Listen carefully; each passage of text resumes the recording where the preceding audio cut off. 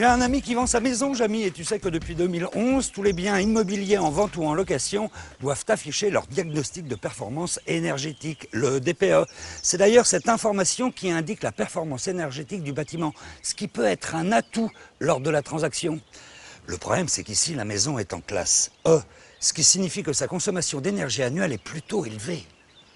Ce classement énergétique dépend en grande partie de l'isolation du bâtiment. Avec une bonne isolation, on peut économiser jusqu'à 60% sur sa consommation d'énergie. Plutôt intéressant pour valoriser son bien. Regardez, sans isolation, la maison est une véritable passoire. En plus, les parois existantes sont souvent perméables aux infiltrations d'air. Résultat, jusqu'à 30% des déperditions thermiques se font par la toiture, 25% par les murs et 10% par le sol. C'est pour cela qu'il est conseillé d'isoler en priorité le toit, puis ensuite l'ensemble de la maison. À ce sujet, il vaut mieux isoler progressivement toutes les parois plutôt que de surisoler une seule paroi, car la chaleur finira quand même par s'échapper par les endroits non isolés. Ah oui, et puis une dernière chose, il est conseillé d'utiliser un isolant étanche à l'air, tout simplement pour corriger les défauts d'infiltration. Parmi les isolants résistants à l'air, on distingue 4 grandes catégories. Les isolants de forte densité, comme ceux à base de fibres de bois, les mousses de polystyrène ou de polyuréthane, les isolants minces réflecteurs ou encore les laines minérales à condition qu'elles soient entourées en comble de 2 écrans d'étanchéité, comme le préconise le Centre scientifique et technique du bâtiment. Bien sûr, tout le monde sait que l'isolation d'une maison permet de diminuer considérablement les déperditions thermiques. Mais concrètement, Jamy, tu pourrais m'expliquer comment agit l'isolant ? Eh bien, l'isolant oppose une résistance aux déperditions thermiques. C'est ce qu'on appelle la résistance thermique R de l'isolant. Plus elle est importante, plus le matériau est isolant. R dépend de l'épaisseur E de l'isolant et de son coefficient lambda de conductivité thermique, autrement dit, de sa capacité ou non à conduire la chaleur.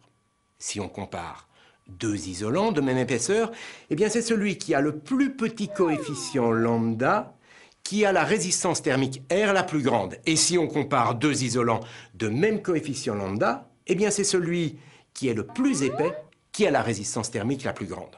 Maintenant, regardez cet exemple. Une résistance R égale à 2,5 peut être obtenue de 2 manières, soit avec un isolant de 100 mm d'épaisseur et de coefficient lambda égal à 0,04, soit avec un isolant de 75 mm d'épaisseur et de coefficient lambda égal à 0,03. Ici, le DPE fait état d'une consommation énergétique annuelle de 301 kWh d'énergie primaire par mètre carré. Ça me paraît beaucoup, ça. La facture risque d'être salée. Effectivement, c'est élevé. Ce type de consommation correspond à une maison mal isolée. Mais en équipant cette maison avec un isolant ayant une résistance thermique R égale à 3, eh bien sa consommation annuelle va descendre à 139 kWh d'énergie primaire par mètre carré habitable, soit une économie d'énergie de 54%. D'accord, Jamy, mais dans ce cas, autant choisir un isolant avec une valeur de résistance thermique encore plus élevée. Par exemple, avec un R égal à 6. Eh bien, ce n'est pas si simple. En effet, avec un isolant ayant une résistance thermique égale à 6, la consommation énergétique annuelle est de 133 kWh d'énergie primaire par mètre carré habitable. Donc, l'économie d'énergie passe seulement de 54 à 56%.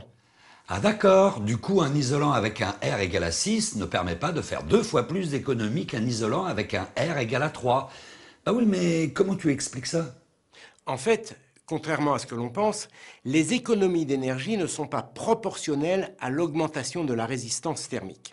Regardez, grâce à la méthode d'évaluation officielle du DPE, on peut tracer la courbe des économies d'énergie en fonction de la valeur de résistance thermique R d'un isolant. On constate alors que les économies d'énergie plafonnent autour d'un R égal à 3. En hiver, une bonne isolation nous permet de rester au chaud et de faire des économies d'énergie. Et en été, au contraire, on est bien content de trouver un peu de fraîcheur à l'intérieur de la maison.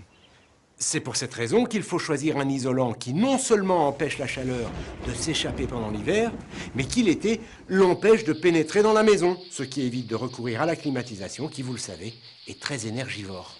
Et ce n'est pas tout, Jamy. Il est évidemment indispensable de bien respecter les consignes de pose données par les fabricants. En effet, une pose de qualité nécessite une isolation continue qui permet de réduire à la fois les infiltrations d'air et les ponts thermiques.